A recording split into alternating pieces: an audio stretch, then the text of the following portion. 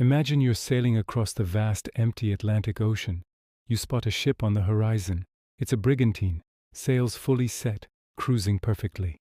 But something is wrong, terribly wrong.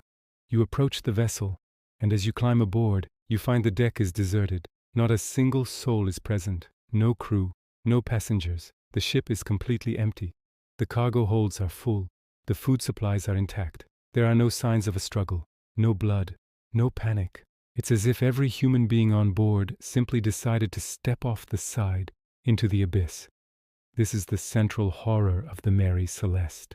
Found drifting in 1872, perfectly seaworthy, but completely devoid of life. To this day, it remains the greatest maritime mystery in history. What force could make 10 people vanish without a trace? The Mary Celeste was a 100-foot commercial brigantine. While she had a few minor accidents in her earlier years, she was considered a robust and safe vessel. In November 1872, she was commanded by Captain Benjamin Briggs, a deeply religious and highly experienced sailor. He wasn't a reckless man. On this voyage, he wasn't alone. Captain Briggs brought his entire family, his wife, Sarah, and his 2-year-old daughter, Sophia. The crew consisted of 7 seasoned men, making a total of 10 people on board. Their mission was straightforward: deliver a cargo of 1,701 barrels of raw alcohol, valued at over $35,000, from New York to Genoa, Italy. The Mary Celeste left New York Harbor on November 7, 1872. Another ship, the Dei Gratia, left New York just 8 days later, commanded by Captain David Morehouse. The captains were friends. They had even dined together just before sailing. No one knew that their paths would cross again in the most baffling way possible.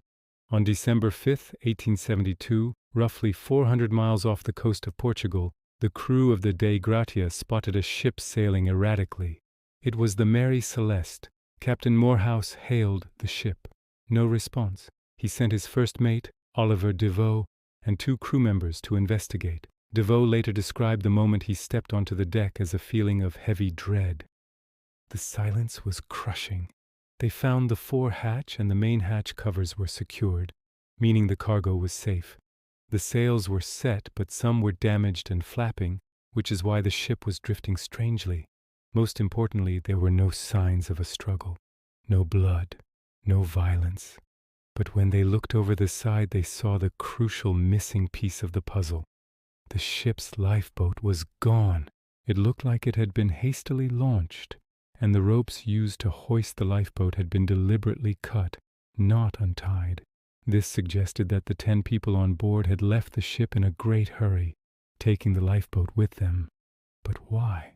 What the boarding party found inside the Mary Celeste only deepened the confusion. The ship was not plundered.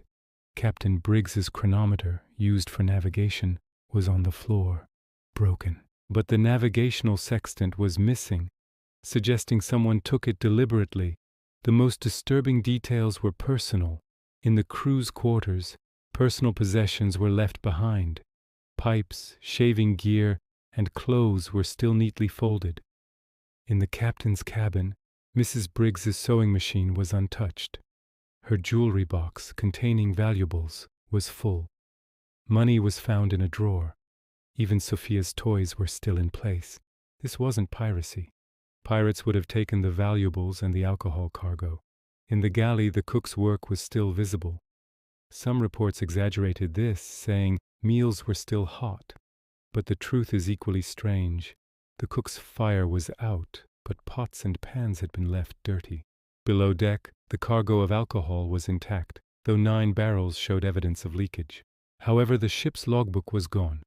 The last entry was dated November 24, 1872, 11 days before the Dei Gratia found her.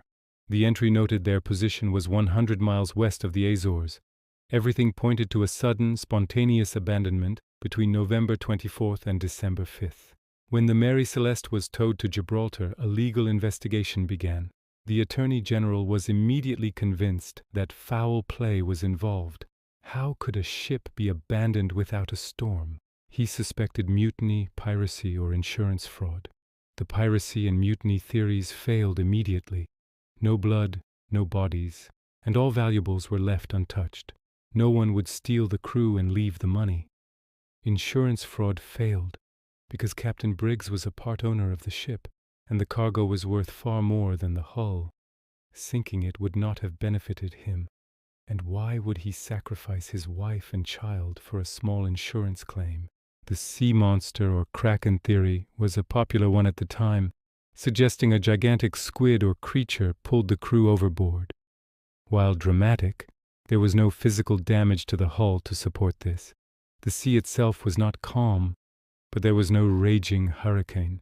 The investigation closed with no conclusion, stating only that the abandonment was wholly inexplicable. The judge was left utterly mystified. Two scientific theories stand the test of time, and both involve a sudden, terrifying natural event that gave the crew no time to think. The first is the rogue wave theory, which is the most accepted. A powerful, massive rogue wave hit the ship suddenly. It was not a huge storm, but a single localized freak wave that could have washed the entire crew overboard instantly.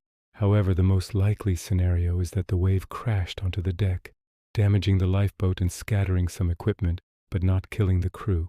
The damage, combined with the shock, led the captain to fear the ship was mortally wounded. He ordered the lifeboat launched as a precaution, attaching it to the ship by a strong rope. The second theory involves the alcohol fumes. Remember the leaking alcohol barrels? It is believed that alcohol fumes could have built up in the main cargo hold. Perhaps Captain Briggs opened the hatch and saw the fumes rising, combined with a strange sound. Fearing an imminent catastrophic explosion, he ordered everyone into the lifeboat immediately, intending to wait a safe distance away until the pressure subsided. He would have used the cut ropes to quickly detach the lifeboat when ready. If either of these natural theories is true, the rogue wave or the fume scare, the end result is a tragic irony. They would have been safer on the Mary Celeste itself. If they abandoned ship and towed the lifeboat behind them, the line connecting the two vessels could have snapped in a subsequent high swell. The lifeboat loaded with 10 people would have drifted off quickly, unable to catch the massive brigantine. The crew of the Mary Celeste would have watched their perfectly sound ship sail away, powerless, before being swallowed by the vast, cold Atlantic. The Mary Celeste was recovered and salvaged, sailing on for another 12 years. But the 10 souls who sailed her in 1872 simply vanished, leaving behind the most perfect, chilling, and baffling enigma of the sea. What do you think Captain Briggs saw that made him abandon a perfectly good ship with his wife and child on board? Let us know your theory in the comments below. Thank you for watching.